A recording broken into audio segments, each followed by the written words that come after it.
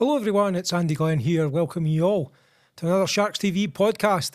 And this week, it's a kind of sad one. It's Ross the Boss Money. Ross, how are you doing? I'm not bad. I'm good. Yourself? I'm doing okay. I'm kind of sad that it's your last weekend as a Shark, though. Yeah, last weekend playing, and obviously, well, this will be the last time we probably do something like this with each other. So, yeah, emotional times. Didn't I say it's going to be the last time you're going to be doing anything with me? Because I'm going to be asking you all sorts of things, but the worst case scenario, I want you up in commentary with me all next season to keep you involved in the game. I don't know. I don't know if I'll be able to do that. I'm not quick enough to make the calls and stuff, so we'll have to see. And neither am I. Have you heard my commentary? It's horrible. It's horrible. Just as long as you don't swear live on air, it's okay. Well, it might be hard. So basically, we're going to have a look back at your career, all like 70 years or something like that. You've been playing for the Sharks. It feels like 70 years. It feels like that. And you've been beat up this weekend as well. My eyes a mess. Took us high stick against the Bees that weekend there. I've got a bit of a separated shoulder just now as well, so I've been playing through that, and it's just been, my body is agony. It is at its end, and I think it needs a rest, basically. Is that the main reason? No, more personal. I'm lucky enough, I work in a family business with my dad, and I kind of want to start taking that. He's 60 next week, so I kind of want him to start slowing down, and I want to kind of take that on. And obviously I've got a young family, and I just feel this is my time. You know, I've achieved a lot with this club, and I've got a lot of satisfaction out of it, and I think maybe now it's time for somebody new to step in and take my role on being whatever people think me as, the entertainer, the boss, or the team guy. Who could possibly take over your role? Well, I'm hoping I've trained them kids. I know the boys enough and everything. I've held their hand long enough, so I think it's time they can go off on their own and show up and see what they're all about now. So there's been so many good moments, and mostly I know what you're going to say to me. You're going to say to me, what happens on the bus stays on the bus. Always, or what? I can't say. God, no, look, you're just at the end of the career. You're no longer. Nope. Even if I was on my deathbed at 75, 80-year-old, I still will not say anything. What happens on the bus in the changing room is nothing. What happens in the changing room stays in the changing room. It must be really bad. It's no, well, I'll just leave it to your imagination. You must have had some highs and some lows. I mean, if we just look at that last weekend going, that's probably because you've been so successful. How many championships have you won again? I've won 6 in North 1, one Northern League, and ENL 2, and then countless cups, countless playoffs, 2 national titles. Well, I'm going to ask you, is this the first season as a player that you've not won anything? I wouldn't say it's not the first season, but it's definitely the ones we haven't made playoffs. Yeah. So this is probably the earliest I've finished playing hockey. And as a professional player, that last weekend was tough. Heartbreaking, because it's just been such a roller coaster of a season. It's all been new, fresh, a lot of things to adapt to, and maybe underestimating how high a level it actually was, and underestimating the travel. And just the sheer time it takes, I was planning on actually, working out a lot more and everything, but the recovery time on these trips away, and you take a knock on the knee or whatever, and I think I've been a wee bit unlucky this season with injuries. I hurt my left knee early on, and kind of that, like the shoulder obviously as well, and just being sore. I think it kind of took a lot. Not just me. I took kind of a lot of the boys to adapt to that. And just because we were so close but so far at the same time, I think it's been a successful season. I know it has. I know maybe some fans are frustrated and kind of look at we weren't there the last few weeks of the season, and kind of definitely at the beginning we struggled as well. But we went on that long spell of winning, and it's just it's been hard because we were so close. And I would have loved to have had a shot at it, because I think because I sneaked in the back door, I think teams were scared of us. Teams knew, especially those teams that finished top of the table. They were scared. They knew what we could do. We just struggled against the teams round about us, and that's kind of what cost us at the end, I think. Well, when you say we struggled against the teams round about us, it was that start of the season where we had a lot of games against those teams round about us. If you kind of exclude the start where we were learning the new league, new players coming in, all that sort of stuff, we would be there or thereabouts. Yeah, definitely. And you also got to look what kind of gets missed as well is we found late on in the summer we were coming into this league. Aye. So a lot of boys already who could have came here were spoken for. Plus as well, it was a big adapt for the local boys to kind of go, right, wait a second, this isn't the same NIHL 1. I'm going to have to maybe change things up. I'm going to have to go to the gym a bit more, try to get in Yeah, a bit but more they found shape. that out in July. Yeah, exactly. You know, so they'd never had that whole summer to get fit. So we were already kind of against it to begin with, but I thought we did a hell of a job to kind of put our name out there, and we were, like I say, just a few points off it. We lost ice as well at crucial times, which just stopped that training and things like that, which we're not complaining about because it's great for the Like I say, the rink. Yeah, it's not just our building this. I think it's great that Dumfries and Galloway is probably the best place in Scotland for ice sports, between the curling, the synchro figure skating. You know, they compete. But you guys were going up to Glasgow at we were silly going up to o'clock Glasgow. at I mean, night. I could only make it the once, really, because of the time I work in that. It was hard for me to get it off, so I only really went the once. So in 3 weeks, I trained once. So that kind of, it was a killer. It kind of took us off our stride a wee bit, but you can't use that as an excuse. But we were just so close but so far, and it was a bit gutting because I thought we were really competitive this year, and we shocked a few fans and teams about how good we were. Everybody's enjoyed it though. Yeah, Players, I'd say so. fans, away players. Yeah, It's been good, hasn't it? yeah. The way I look at it is, playoffs last year we played Nottingham, and I think it was 18-2 aggregate score over two games. Come on. You'd have rather watch that game against the Bees on Sunday there, you know what I mean, right down to the wire. That's what you want to play in as well. Well, when you look at the playoffs Yeah. and then the game against Streatham and Coventry, was it 3 games, 4 games, something like that, lost 1 goal? Yeah, exactly. So there you go. You know what I mean? You want to be playing in these competitive games. And also as well, it's interesting because when we've had so much success for so long at this club at playing at the level we were, you didn't need to change anything because you're successful. So you've got that recipe of being success. So there's no actual room for growth sometimes because you're not having to change anything. You've not been disappointed. So failure is good sometimes. It's about how you bounce back and how you can grow as a person, grow as a team, grow as a player, and that's how you kick on and get better. So I think it doesn't look like it's a good thing now that we've not made playoffs. But if the boys go away and do the right things and grow and figure stuff out, I said this on 4,000 Accounting podcast, I still stick to my word. I said before the season, 3 years, I believed it was going to take us to win our first trophy at this level. I still think we're on course to do that. The foundations have been set. The boys know what it's about now. Everybody knows we're a competitive club, and we will win a trophy in the next 2 years. There's been so many new things. So there's been new owners, there's been new social media stuff, new players coming across. You know, all these things have been new, and everybody's learning and developing, aren't they? Yeah, 100%. Even you go into the training as well. It's competitive now at training. Before we were always in our usual like lines at the beginning of the year stayed the same for almost the whole year because we're winning. Why change it? So it's been competitive at training.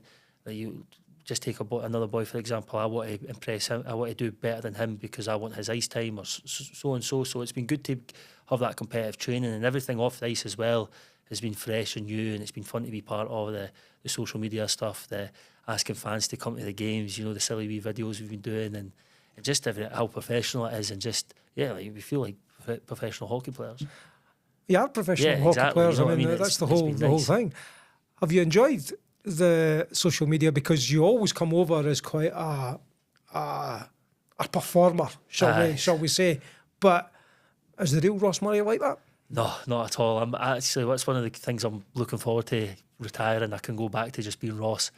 I'm actually a very quiet, probably socially awkward person, and without the hockey and everything, I probably would have remained that. So it's because of the hockey I always came out my shell.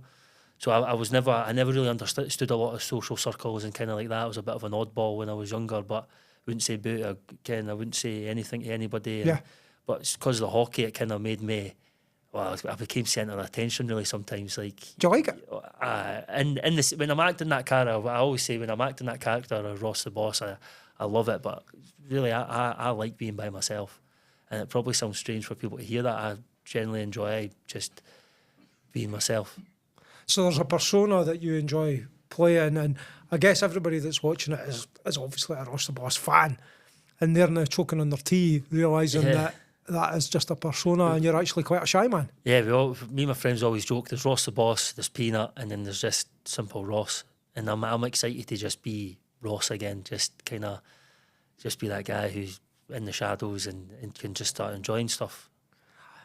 I have to say I quite enjoy Peanut. I have to say, and I'm not going to be shy. I've started a few chants in my time up in the noisy zone going, Peanut's going to get you.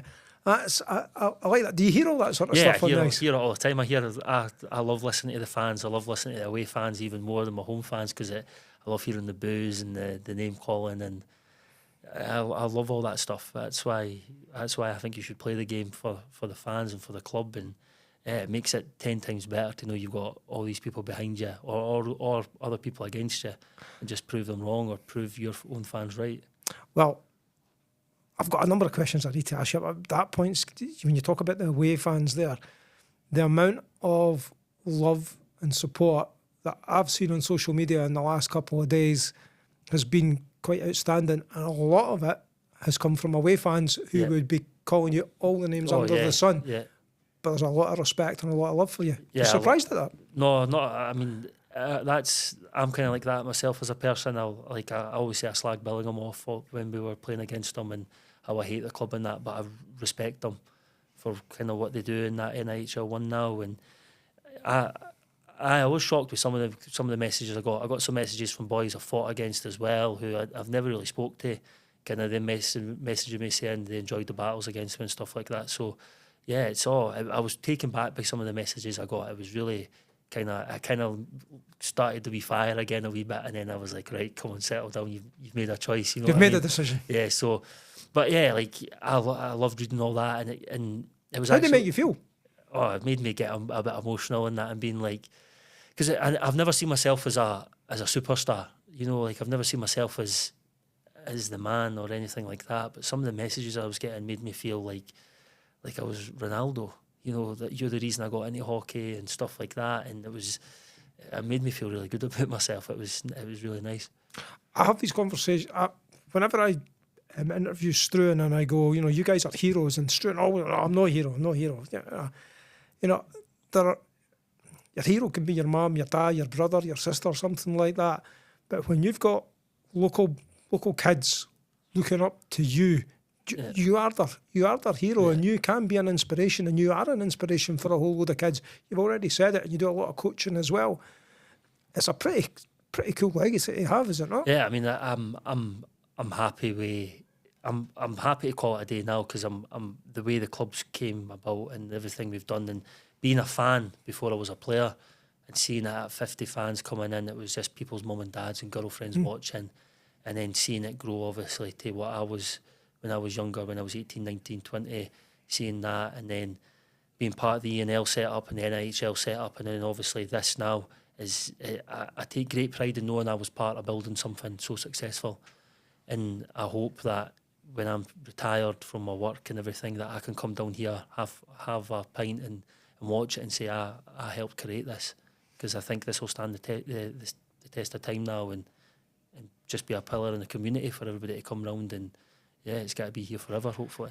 I don't think you'll be able to come down here and buy a pint. I think everybody will be buying you a pint when you come down. I don't think you have to buy a pint in here for quite some time. We'll see.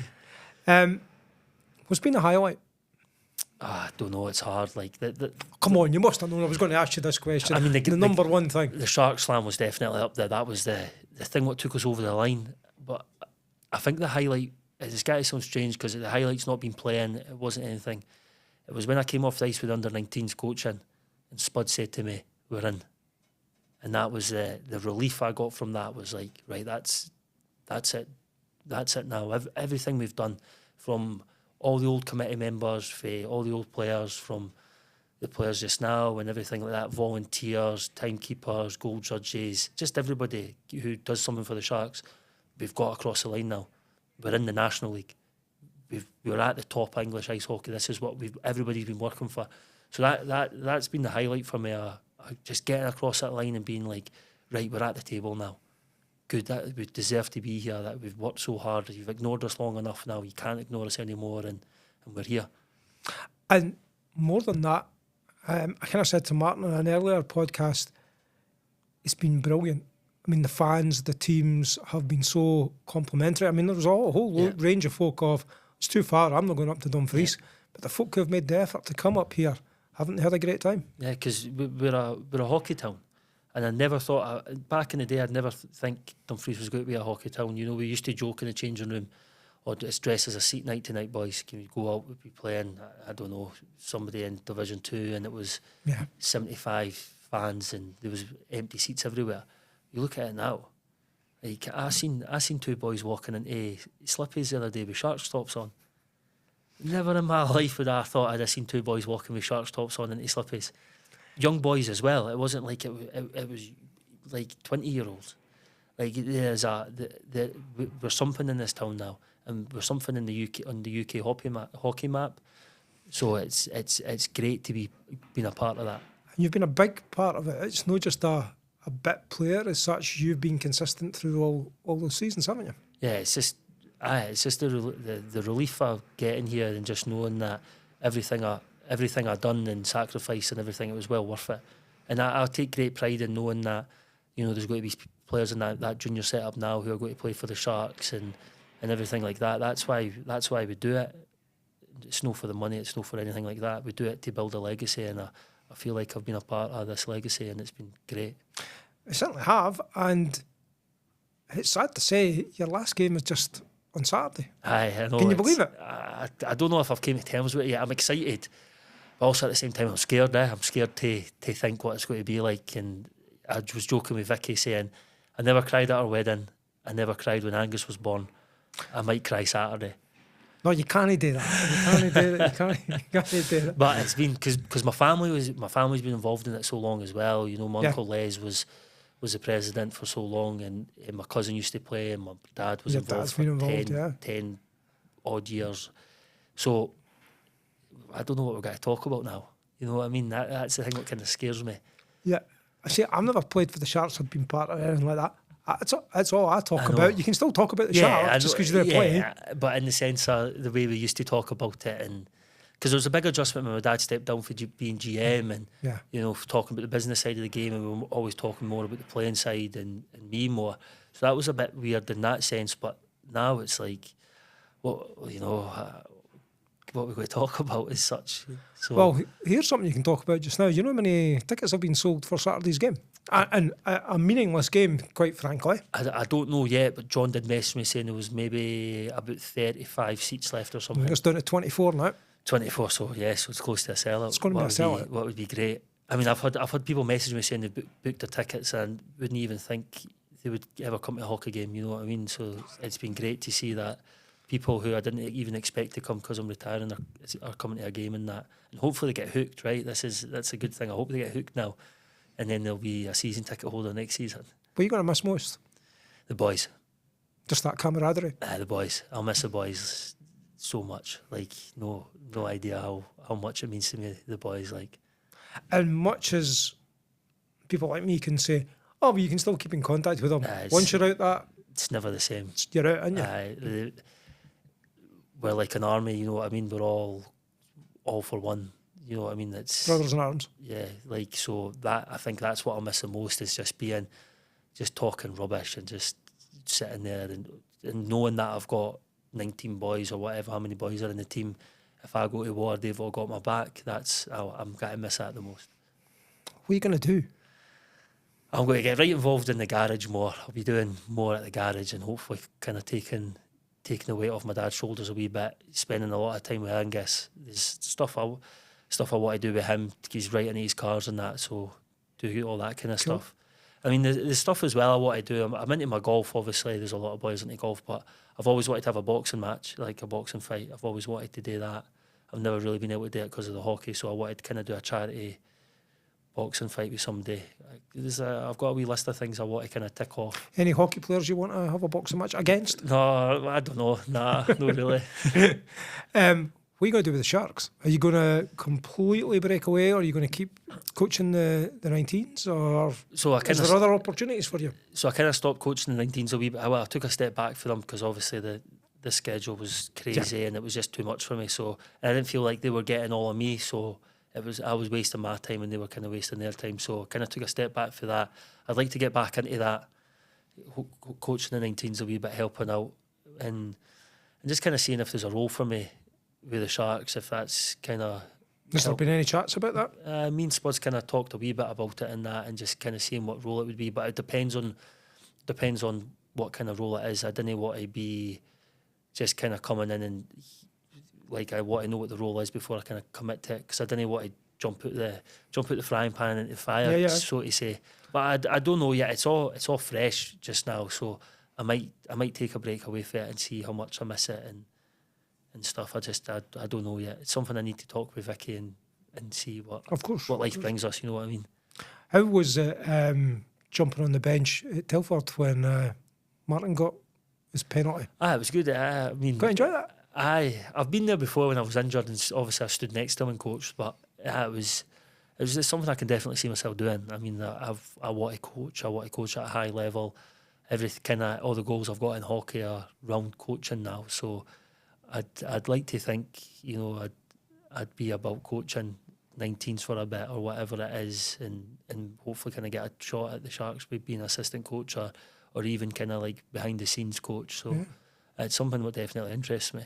And you'd have a lot of support from everybody here, because you must know now how much love there is for you. Oh yeah, definitely. I had to put my phone away on Tuesday when it was announced, because I had over 100 odd messages and I was flat out at the garage as well, so it was hard to reply to everybody and stuff. But yeah, I've realised how much I'm loved and how much I mean to people, and it's great. I can't thank everybody who's messaged me, from former players to fans, for other teams' fans, and that. It's been amazing. Well, I did have a podcast with Martin earlier on today, and I'm sure it'll be out or coming out very, very soon. And I asked him what he thought of you, and I'm not going to tell you too much. I'll let you watch that and hear you. But he was full of praise for you. But I'm going to ask you the same question, but about him. What do you reckon of Martin as a coach? How's he helped you as a player and as a person? I can't put into words how much he's helped me. He's not just a coach; he's a friend. He's also like a father figure to me. He's been there through probably some of the toughest times of my life. There's no words I can really say but other than to thank the man. You know, he's went above and beyond coaching. He doesn't need to do some of that stuff, but I mean, he's helped me massively. He's helped me probably mature from a silly kid into a man, and I just can't thank the man enough for everything he's done for me, personal and hockey life. Well, you'll see that he's got pretty much the same mutual respect for you. Before we stop, the last goal that you scored was a cracker. Aye. Do you want to tell us about that again? I shut my eyes and tried to dump it in the corner. No buying that. No, I was in the slot, and it's not something I do that much. I just got a shot, tried to put it over the keeper's glove, and it went bar down or post in, I think. It was a cracking goal. Yeah. You going to get another one before you retire? I'd love to, but it's no my. I'd love to chip in with one either tomorrow or Saturday, but Would you rather get a goal against the champions and previous year's league champions away from home in a big game against? Yeah. Leeds are they're a brilliant team to watch, aren't they? Yeah, they're so dangerous. And hopefully Gospel's in goals, and but even Farrison's in goals. He's still quality, isn't he? Yeah, well, yeah. Like, Leeds are stacked. I said this. I think they're hands down the best team, and no in the sense of having the best roster. They only need a couple of chances, and they've got 2 goals. They're relentless on their chances. It'd actually be quite interesting to see how many goals they get per shot, because you give them half an inch, and that's them. They've got a goal. So that's why they're league champions, right? Well, would you rather get a goal against them away from home, or would you rather get a goal in your last game at home in front of the crowd? Last game in front of the crowd. Yeah. You've got a celebration plan just in case. I just do my usual, or whatever feels right. Should shock everybody, take your top off and have a proper base layer on for a change. No, never that. It's funny, I was speaking to Pima about my sweat top. So for people who don't know, the top I wear under my kit is probably about 16 years old, maybe 17 years old, I don't know, something like that. It doesn't look like it's been worn at all, really, does it? So I've won every single trophy in my hockey career wearing that top. I've not. So I was joking with Pima and saying, we're going to have a ceremony outside after Saturday. Going to burn it? We're going to burn it. To probably the delight of my mum, because she hates the thing. She hates it when I've got it on doing interviews. She hates seeing me in it. But I've never been able to get rid of that. We should sell tickets for that. That could be quite a money. We were joking about where we're going to scatter the ashes and stuff after it, but I think I'd be taking a wee bit too far. Take them to Billingham. You're left there. Exactly. Listen, normally I say at the end of these podcasts, a message to fans from players and coaches are talking about the games coming and all the rest of it. But Ross, it's over to you for a message to the fans for about your entire career, and you can take as long as you want on this. So as probably the surprise is, I'm not very good with these kind of messages at the end and stuff. But all I can say is thanks for making it so amazing. For a young boy who idolised the Sharks and his dream was just playing a game for the Sharks, never mind almost 15 years for them. It's been an absolute amazing experience, and I can't thank all the fans, volunteers, everything. I can't thank you enough. It's been amazing. And to my family, my mum and dad, my Uncle Les, my Aunt Beatrice, all them, thanks for just supporting me through it all. It gets consumed their lives, and it's been great. And it's made me happy that I've won trophies with my dad, and my mum, she's the biggest hockey fan. She's not a Ross Murray fan, she's the biggest hockey fan going. She just enjoys watching a good game. So thanks for just supporting me through all that. And then to the boys and the former players, just thanks for being there. We've had a great laugh. If anything, we've had a great laugh, and it's been emotional. And all my past coaches and even the boys at Whitley and the fans at Whitley, thanks for taking me in that season. I learned a lot, had a great time down there, and yeah, I'm so happy with how my career's went, and I'm just glad it's went this way. Well, it is going to be emotional on Saturday, that's for sure. It's going to be emotional even on Friday. There's loads of Sharks fans going just to watch you and to give you the farewell you deserve. If you didn't get a goal, you're going to start a fight. I can't, because my eyes a mess. I should have got stitches, but it was too late so they had to glue it, and I'm a bit worried that it's probably I'm only going to have one eyebrow now, so I'll probably be wearing a bubble or a cage. Right. So no fights. No fights. We'll never know. I might get angry. What I've not done for a while. So don't risk your eye. Don't risk your eye. But it's going to be emotional. It'll be emotional for yourself, but it'll be emotional for some fans as well. The good news for fans, if you haven't already heard, is that there will be a skate with the Sharks after Saturday's game. So I wonder who's going to be the most popular Shark out there to get a selfie with, or a signature with, or a chat.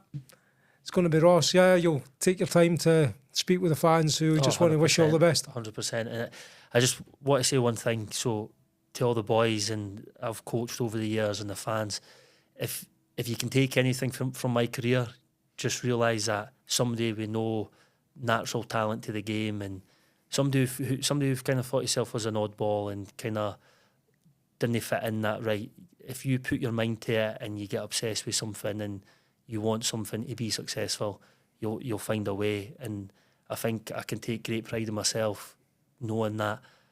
Maybe I was a wee bit strange when I was younger and kind of found things weird, but I'm found a way. I'm not the most conventional hockey player. I don't skate the right way or anything like that. But if I can manage to carve a career out of it as successful as this, some boys out there with a wee bit of determination and effort and believing in yourself and not caring what anybody else thinks, because I've never once cared what anybody else thinks about me, you'll have a hell of a career. Well, I can't really finish on anything other than that, and it's just been a privilege to watch you play, and you are Ross the Boss, 6-time champion. Thanks, mate. Cheers. It's been emotional. It's been emotional. Take care, everyone, and we'll see you on Saturday, where you can say your final farewells to Ross as a player, We'll try and get him back in the ring for other things, though. This is Andy Glenn saying cheerio.